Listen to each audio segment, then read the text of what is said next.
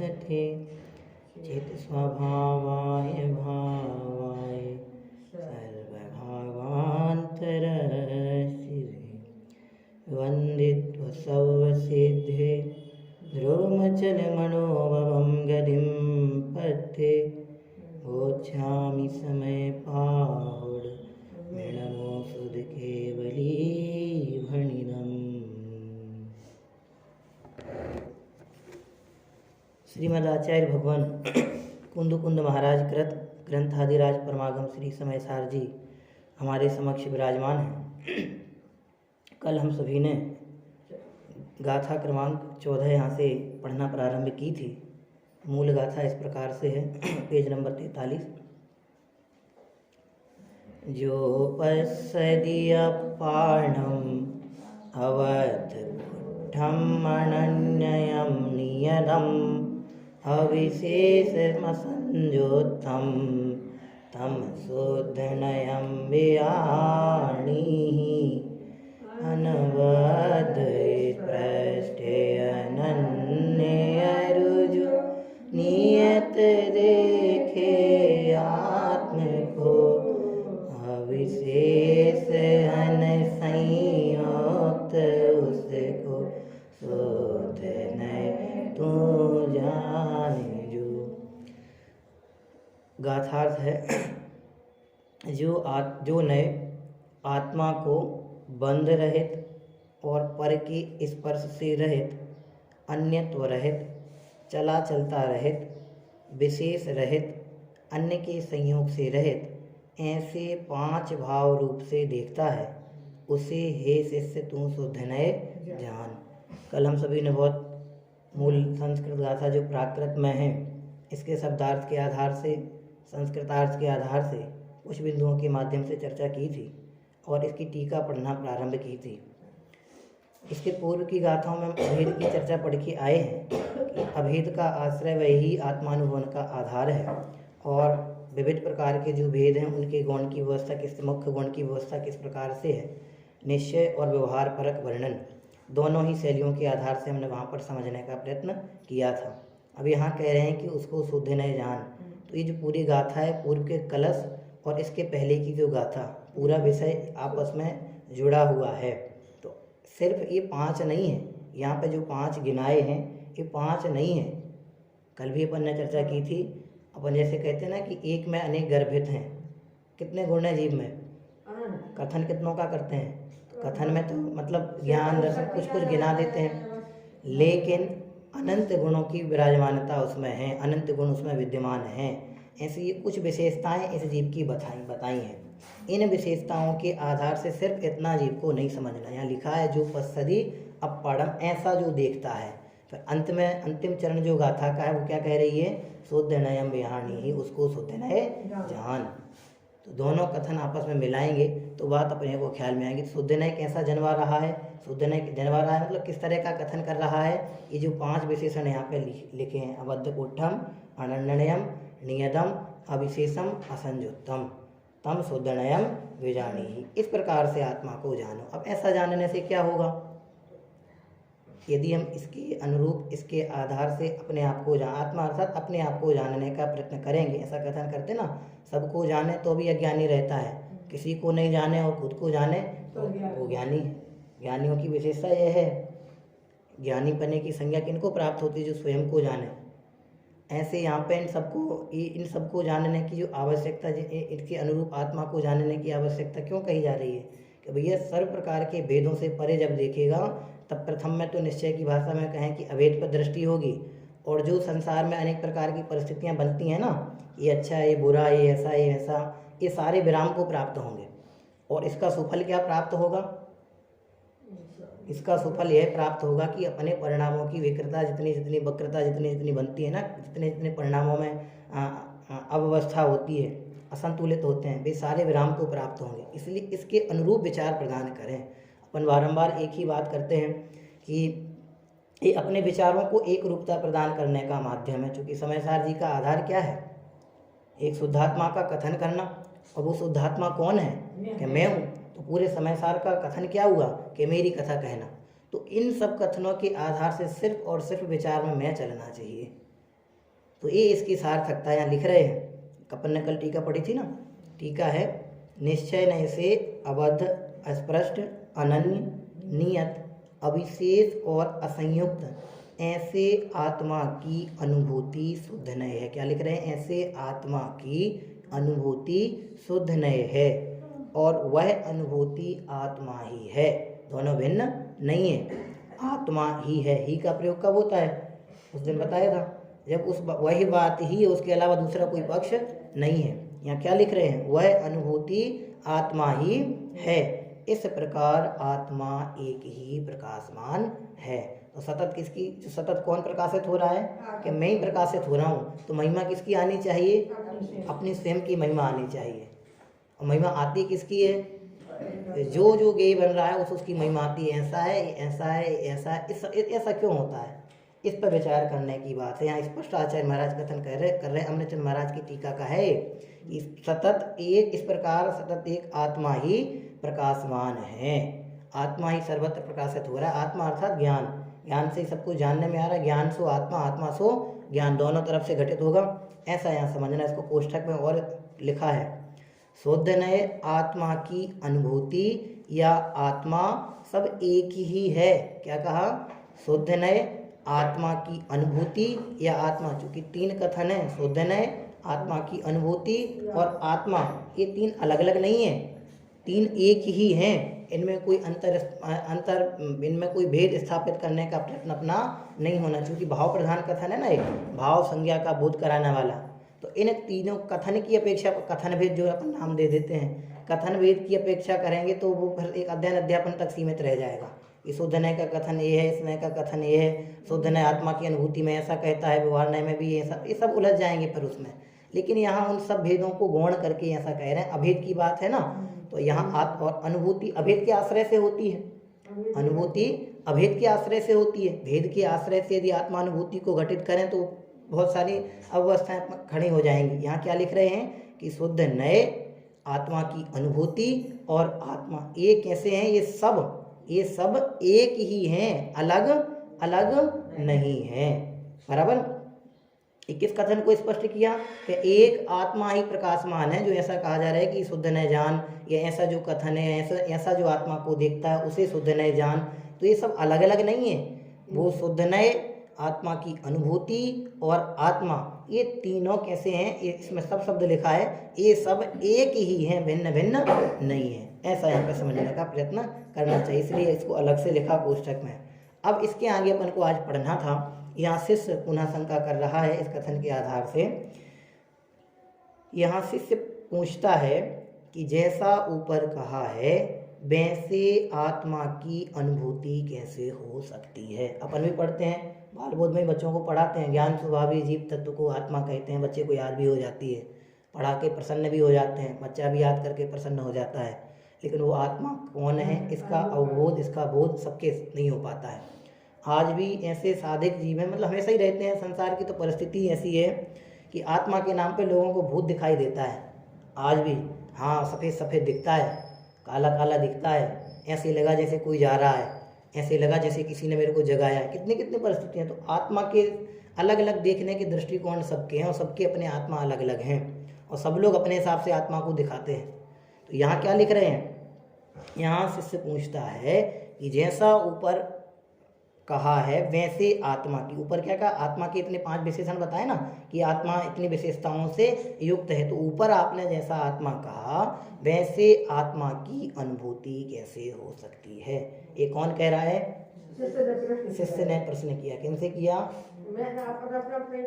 कि मेरा प्रश्न है, मैं आचार्य महाराज से पूछ रहा हूँ। आचार्य महाराज ने कहा कि जो आत्मा को ऐसा देखता है शुद्ध है उसको ऐसा कहता है। तो अब हमें प्रश्न होता है कि हे आचार्य महाराज, आपने जो आत्मा बताया है कि ये इन विशेषताओं से संयुक्त है, ये विशेषताएं उसमें विद्यमान है, तो ऐसे आत्मा की अनुभूति मुझे कैसे हो?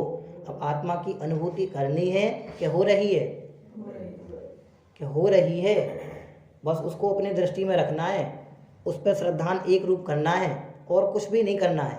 चूँकि अपने यहाँ तो कर्तृत्व का पूरा ही निषेध करते हैं, बस वो एक रूपता बनानी है। वो अभेद का आश्रय जिसको अपन बार बार कहते हैं, चूँकि शब्द तो देने ही पड़ते ना, अब बिना शब्द के कथन कैसे किया जाए? वो शाब्दिक जो पराधीनता है उसको शून्य करके समझने का प्रयत्न इतना करें कि यहाँ जो जिस आत्मा की अनुभूति कैसे हो सकती है, ये प्रश्न अपने भी हो, तब तो इसकी सार्थकता। एक दिन वहाँ अपन जब बाहर बैठ के वहाँ चर्चा करते थे ना, उस समय सार को पढ़ने की क्या सार्थकता है कि मुझे मेरा शुद्धात्मा ख्याल में आ जाए कि मैं शुद्धात्मा हूँ, इसके अलावा अन्य किसी से किसी भी रूप में किंचित मात्र भी मेरा कोई संबंध नहीं है। ये यदि मेरा इस पर मेरा दृढ़ता, इस पर मेरी दृढ़ता होती है तो समय सार की सार्थकता है, तो समय सार सुनना अपना योग्य है। ऐसे यहाँ लिख रहे हैं, ये प्रश्न अपने को जो उठाए ना शिष्य को कि उस आत्मा की अनुभूति कैसे हो जिसको मैं बारंबार पढ़ के आया हूँ। अपन क्या पढ़ते हैं, सम्यक दृष्टि भगवती तीतम ज्ञान वैराग्य शक्ति। सम्यक दृष्टि के सतत ज्ञान और वैराग्य शक्ति कैसी होती है, प्रकट होती है, प्रस्फुटित बनी रहती है। ऐसे यहाँ अपने को बारंबार यदि हम बिल्कुल सरल शब्द में कहें कि यदि हम अपना कल्याण चाहते हैं, कल्याण की अभिलाषी हैं, तो हमारे ऐसा प्रश्न उत्पन्न होना चाहिए कि इस आत्मा की अनुभूति कैसे हो, किस आत्मा की। यहाँ जितना बताया उतने आत्मा की अनुभूति नहीं, जो अपन बारंबार पढ़ के आए कि मैं अनंत गुण संपन्न हूँ, तो वो अनंत गुणमयी आत्मा का अवबोध मुझे कैसे हो, ये प्रश्न अपने हृदय में स्थापित होना चाहिए। जब वो एक विचार मिल जाएगा ना अपने को सोचने का, जैसे बच्चे होते हैं छोटे छोटे से और उनको एग्जाम परीक्षा होती है, परीक्षा के पहले कितने प्रेशराइज कर दो बच्चों को कि भैया ये पढ़ो पढ़ो, तो वो उतनी लगन से नहीं पढ़ते। और जैसे कल मैथ का पेपर है या कल तुम्हारा टेस्ट है, तो वे स्वयं अपने आप इतने उत्तेजित होते हैं पढ़ने के लिए, इतना उल्लास उनके अंदर उस चीज़ के प्रति प्रकटता है कि वे स्वयं अपने आप करते। 12-12, 1-1, 2-2 बजे कब बज जाते हैं, बच्चे पढ़ते पढ़ते समय निकाल देते हैं। वो कैसे इतना पुरुषार्थ उनका, इतने उद्यमबंद एकाएक कैसे हुए कि वो जो नज़दीकी दिखी ना, एक उद्देश्य दिखाना, उसको देख करके उन्होंने अपने कार्य को क्या किया और अधिक प्रौढ़ता प्रदान की। ऐसे यहाँ है कि एक बार हमने अच्छी व्यवस्थित निर्णय पूर्वक संसार की परिस्थितियों को देखकर, संसार की क्षणभंगुरता को देखकर, अनित्यता को देखकर एक विचार अपने आप में प्रदान किया कि भैया ये सब कुछ स्थिर रहने वाला नहीं है। जब ऐसा विचार अपने को बनेगा तो ये विचार अपने आप स्वयं प्रकटेंगे कि आत्मा की अनुभूति कैसे हो, तो वो विचार अपने आप को देना पड़ेगा, तब जाके इस पे एक निर्णय अपना बनेगा। क्या कहा कि वैसे आत्मा की अनुभूति कैसे हो सकती है।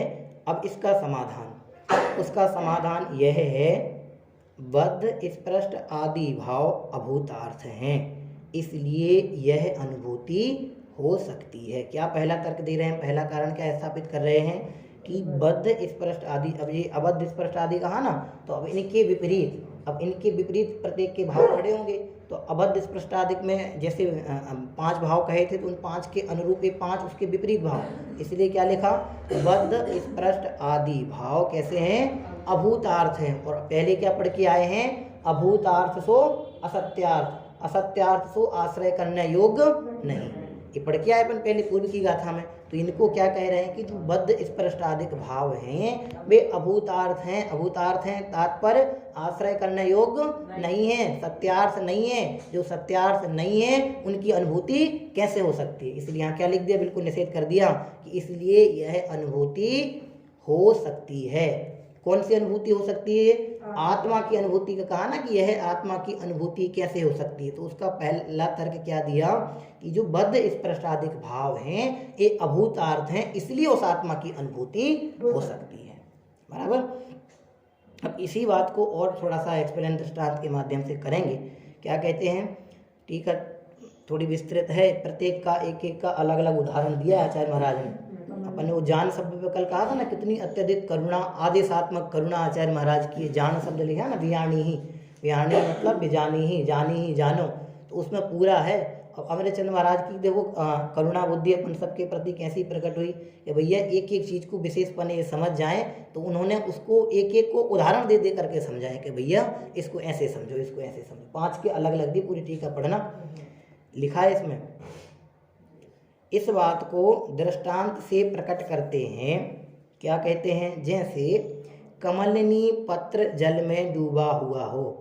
बराबर, कमलिनी पत्र जल में डूबा हुआ हो तो उसका जल से स्पर्शित होने रूप अवस्था से अनुभव करने पर जल से स्पर्शित होना भूतार्थ है, सत्यार्थ है। क्या लिखा, जैसे जल से स्पर्शित होने रूप अवस्था से अनुभव करने पर, क्या लिख रहे हैं, जल से स्पर्शित होने रूप, स्पर्श मतलब छूना, होने रूप अवस्था से अनुभव करने पर जल से स्पर्शित होना भूतार्थ है। बराबर ख्याल में है ना, जल से स्पर्शित होने पर उसको वैसा कहना क्या है, भूतार्थ है, अर्थात सत्यार्थ है। तथापि, फिर भी, तथापि का मतलब फिर भी, जल से किंचित मात्र भी ना स्पर्शित होने योग्य कमलनी पत्र के स्वभाव के समीप जाकर अनुभव करने पर जल से स्पर्शित होना अभूतार्थ है, असत्यार्थ है। बराबर ख्याल में आया। जल के संसर्ग में कमलनी पत्र है तो उस संसर्ग को देख करके, जल में है ऐसा देख करके उसको जल बाला कहना या जलमय वो ऐसा कहना वो अभूतार्थ है। और उस समय, जिस समय वो जल सहित दिखाई दे रहा है वो उस समय सत्यार्थ है। लेकिन स्वभाव के समीप जाकर देखने पर आज तक कमलनी पत्र का जल से स्पर्श नहीं हुआ, जल में रहते हुए भी वह जल से भिन्न नहीं है। ये कब जाके पता लगा कि कमलनी पत्र के स्वभाव के समीप जाकर देखने पर। ठीक ऐसे ही यहाँ है कि स्वभाव, इसमें दृष्टांत घटित करेंगे भी तो दृष्टांत हुआ।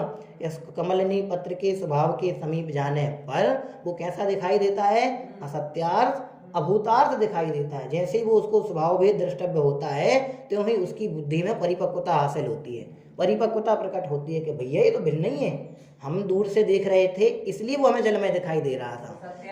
हाँ, उसमें लोग कह रहे थे कि नहीं भैया ऐसा नहीं है, लेकिन फिर भी हम नहीं मान रहे थे। क्यों? क्योंकि दूर से देख रहे थे। जैसे ही नज़दीकी स्थापित की और उसके बारे में थोड़ा सा हमने विस्तृत ज्ञान प्राप्त किया, उसको समझा, वह समझ हमारी जो विकसित हुई उसके प्रति, त्यों ही हमें उसका स्वभावभान हुआ। जैसे ही स्वभावभान हुआ त्यों ही हमारा सारा तत्संबंधी ज्ञान कैसा हो गया, ज्ञान कैसा हो गया, विलय को प्राप्त हो गया। कैसा ज्ञान कि हम जो कह रहे थे कि वो ऐसा उसमें है, उसमें मिला हुआ है, तो वो हमारा जैसे ही हमें उसके स्वभाव भेद किया, स्वभाव भेद उसका स्वभाव जानने पर, उसका जो यथार्थ स्वभाव है वो परिज्ञान में आने पर क्या हो गया कि तत्संबंधी अज्ञान हमारा तत्समय ही दूर हो गया। इसलिए स्वभाव आश्रय बहुत बड़ा सहकारी है अपने लिए। इसलिए बारंबार कहते हैं स्वभाव के आश्रय से ही सुख होता है और अन्यत्र कहीं सुखी होने की व्यवस्था नहीं है। निराकुल होने का एक ही उपाय है, सर्व प्रकार की आकुलताओं को समन करने का एक ही उपाय है, वो है निज स्वभाव का आश्रय। और मेरा स्वभाव कैसा है कि बारंबार विचारना, अपन पहले पढ़ के आए हैं बहुत सारी पूर्व की गाथाओं में कि मैं कैसा हूँ, सर्व प्रकार के भेदों से शून्य, सर्व प्रकार के भेदों से परे, इस तरह की अभेद अखंड तत्व की बात जो कही है, ये शुद्धात्मा जिसको अपन शब्द देते हैं वो समय सार का सार, उसकी बात है। यहाँ पे क्या लिख रहे कि कमलनी पत्र के स्वभाव के समीप जाकर अनुभव करने पर जल से स्पर्शित होना, वजन दिया शब्द पे, अभूतार्थ है, असत्यार्थ है। ये कौन बात कह सकता है? वो चौथी गाथा का अच्छा बोलो, बहुत प्यारा शब्द है। एक ऐसी बात कौन कह सकता है कि जिनको जो स्वानुभव को प्राप्त हुए हैं वे ही ऐसी बात कह सकते हैं। आज उसमें कहा था कि हम जो भी बात कहेंगे स्वानुभव से प्रमाण करके कहेंगे, ये स्वानुभवित बातें हैं। इसलिए वो यहाँ ऐसा लिख रहे हैं, क्या लिख रहे हैं कि समीप जाकर अनुभव करने पर, किसके समीप? स्वभाव के समीप जाकर अनुभव करने पर जल से स्पर्शित होना अभूतार्थ है, असत्यार्थ। हम भी अपने स्वभाव के पास जाएंगे तो जो मेरा स्वभाव नहीं है वो हमें कैसा प्रतिभाषित होगा? असत्यार्थ, अभूतार्थ प्रतिभाषित होगा एक बार। और जिसको हमने अपना स्वभाव मान रखा है नहीं, मान रखा है, वो भी कैसे होंगे कि वे भी असत्यार्थ और अभूतार्थ प्रतिभाषित होंगे। परंतु शर्त क्या है? यहाँ पे तथापि शब्द का प्रयोग किया है, तथापि कह के पूरी बात कही। अपन पंडित जी साहब का शब्द ले रहे हैं, परंतु वो कब होगा? जब स्वभाव के आश्रय को प्राप्त होंगे। मेरा स्वभाव ये है, मैं अपनी स्वाभाविक शक्तियों को जब पहचानूंगा तब जाके ये चीज हमें ये तथ्य समझ में आएंगे। यहाँ स्पष्ट लिख दिया, ठीक है। अभूतार्थ है, असत्यार्थ, ये तो हुआ दृष्टांत। अब इसका दृष्टांत कहते हैं, क्या लिख रहे हैं? इसी प्रकार मतलब जो पूरा दृष्टांत है वो ख्याल में रखना। इसी प्रकार अनादि काल से बंधे हुए आत्मा का उद्गल कर्मों से बंधने, अर्थात उसमें स्पर्शित होने रूप अवस्था से अनुभव करने पर बद्ध स्पर्शता भूतार्थ है, सत्यार्थ है। बराबर, जिसको अपन ने पहली गाथा में क्या पढ़ा था? द्रव्य कर्म, भाव कर्म, नौ कर्म, ये हमारी क्या है? अशुद्धता है। पढ़ा था ना, ये समय सारा सुत्ता है, इससे परे समय जो है वो पूरी पढ़ा था, इससे हमें रहत देखना ही समय का सारे द्रव्य कर्म भाव कर्म नौकर। तो तत्संबंधी ये में लिखा है पुद्गल कर्मों से बंधने स्पर्शित होने रूप अवस्था से मतलब जो उस समय बनी एक चीज, उसको जो निमित्त के रूप में कहें या संयोग के रूप में कहें, उदय के तत्संबंधी उसको देख करके उसके अनुरूप अनुभव करने पर वो कैसी है, जो कर्मों का बंधन कहने में आता है। और ये कब से इसमें शब्द लिखा कि अनादिकाल से। तो ये कैसा है कि बद्ध स्पृष्ट, वो जो बद्ध स्पृष्ट मतलब उसकी जो बद्धता है जो कही जा रही कि अनादिकाल से जीव कर्मों के कारण कर रहा है, दुखी हो रहा है, तो वो उसकी एक अपेक्षा है। उस अपेक्षा से कहने पर वो कैसा है कि भूतार्थ है, सत्यार्थ है, परंतु वास्तविकता ऐसा नहीं है। आगे कहेंगे जैसे तथापि ऊपर कहा था, ऐसे ही तथापि कह के इसका निषेध करेंगे। किसका निषेध कहेंगे कि जैसा वो कमलिनी पत्र जल से जुड़ा हुआ कहा जा रहा था, या जल रूप कहा जा रहा था, जलमय कहा जा रहा था, उसका क्या कहा कि स्वभाव के आश्रय, स्वभाव के अनुरूप देखने पर वो कैसा है कि अभूतार्थ है, असत्यार्थ है। ठीक वैसे ही अब यहाँ पे कहेंगे आत्मा के संबंध में, अर्थात मेरे संबंध में। मैंने भी अपने आप को ऐसे ही मान रखा है, मैंने भी अनेक प्रकार की परिस्थितियों से, अनेक प्रकार की परिस्थितियों वाला स्वयं को अनुभव कर रखा है। इसलिए वो अपना जो अभेद अखंड तत्व है, अनंत शक्ति संपन्न वाला, उसका तो परिज्ञान ही नहीं हो पाता। इतनी सारी परिस्थितियां हम अपन सबके साथ जुड़ी हैं कि हमारा विचार ही उसको नहीं जाता कि मैं हूँ कौन। इसलिए यहाँ लिख रहे हैं तथापि पुद्गल से, इसका दृष्टांत तथापि पुद्गल से किंचित मात्र भी, क्या लिख रहे हैं, पुद्गल से किंचित मात्र भी। कल अपन ने क्या कारण लिया था परसों, कौन सी दीवार खड़ी है, चीन की दीवार, वज्र की दीवार वो खड़ी है, बिल्कुल बराबर ध्यान रखना, उसको अपना ब्रह्मास्त्र है वो। तथापि पुद्गल से किंचित मात्र भी स्पर्शित ना होने योग आत्म स्वभाव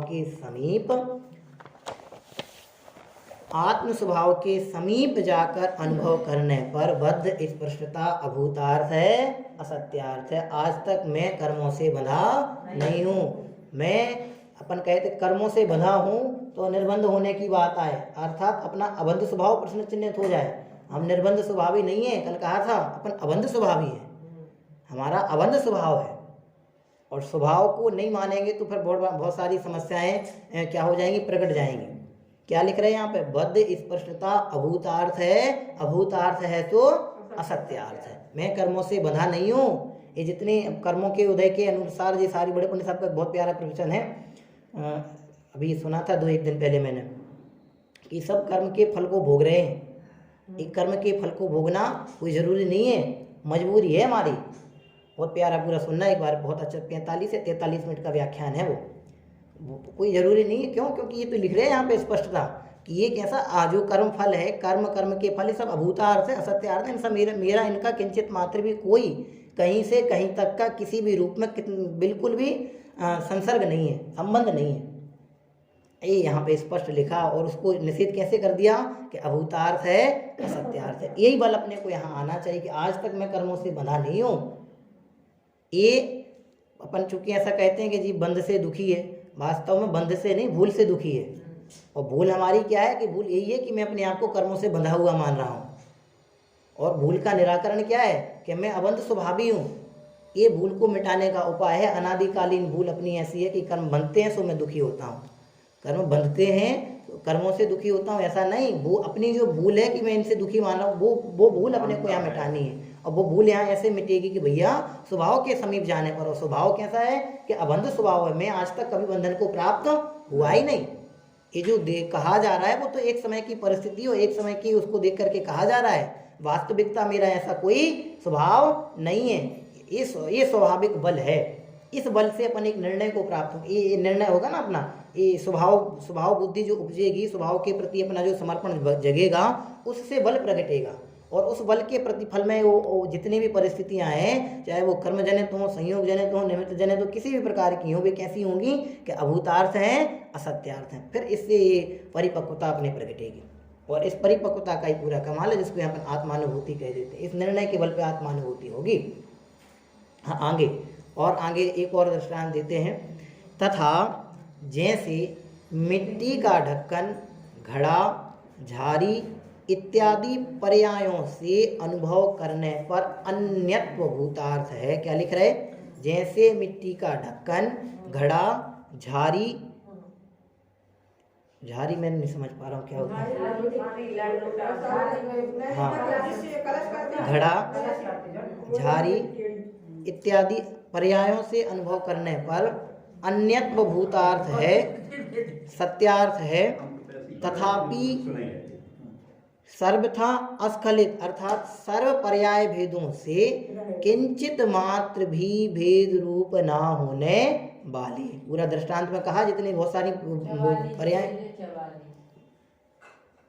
44 पेज नंबर।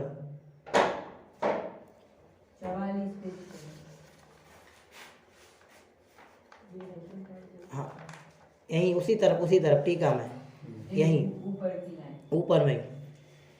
तथापि जैसे मिट्टी का ढक्कन, ऊपर की लाइन, जैसे मिट्टी का ढक्कन, घड़ा, झारी, ये सब विविधताएं बता दी उसकी। किसकी?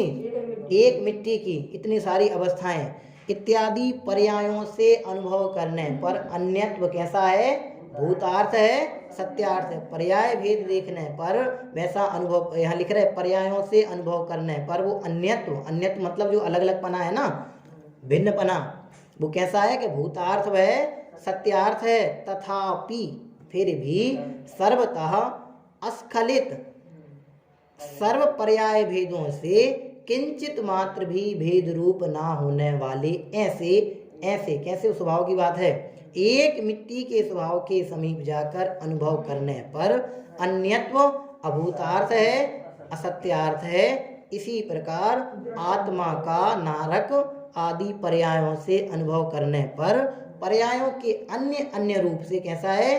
अन्यत्व भूतार्थ है, सत्यार्थ है। तथापि सर्वथा अस्खलित सर्व पर्याय भेदों से किंचित मात्र भेद रूप न होने वाले एक चैतन्याकार आत्म स्वभाव के समीप जाकर अनुभव करने पर अन्यत्व अभूतार्थ है, असत्यार्थ है। ठीक है, इसके पर्याय भेद की अपन ने बात कही थी ना, वो प्रतिपद वाला शब्द अपन ने पढ़ा था। कौन से क्लास में पढ़ा था? पर्याय में जाकर के तदनुरूप अपने आप को अनुभवने लगता है। वास्तव में क्या है कि मैं प्राप्त पर्याय वाला हूँ ही नहीं। ये कब स्वीकृति होगी? कि स्वभाव के समीप जाकर देखेंगे कि भैया मैं पर्यायवान द्रव्य की चूंकि पर्याय तो होती, पर्यायवान हूँ लेकिन पर्याय वाला नहीं हूँ। जिस पर्याय को प्राप्त हो रहा हूँ वो पर्याय वाला मैं नहीं हूँ, या वो पर्याय में नहीं हूँ, ऐसा। फिर मैं कौन हूँ? अंतिम लाइन बहुत प्यारी लिखी है, एक चैतन्याकार। अपन ने पढ़ा था एकाकार, पहले पढ़ के आए थे ना, एकाकार। वो एकाकार कौन सा? कि चैतन्याकार। एकाकार मतलब एक ही आकार, एक ही आकार मतलब चैतन्य आकार। चैतन्य आकार मतलब कि मेरा आकार। ये यहाँ पे लिखा है, एक चैतन्य आकार आत्म स्वभाव के समीप जाकर अनुभव करने पर अन्यत्व अर्थात अन्यत्व अभूतार्थ है, असत्यार्थ है। जो मिट्टी के बहुत सारे पर्याय भेद देख करके वैसा कहा जा रहा है, वास्तव में वो पर्याय की अपेक्षा से सत्य हैं। वास्तव में तो वे सब क्या हैं? कि एक मिट्टी ही है। जितने भी मिट्टी के बर्तन हैं वे सब वास्तव में तो मिट्टी ही हैं। क्यों? क्योंकि वे सब एक ही खाने की मिट्टी से बने हैं। ऐसे ही यहाँ पे अपन देखेंगे तो ये जितने कथन किए हैं पर्याय वाले, जितने सब पर्याय हैं, वो मैं हूँ नहीं। ये कब निर्णय होगा? कि एक स्वभाव के समीप मेरा स्वभाव बस जानन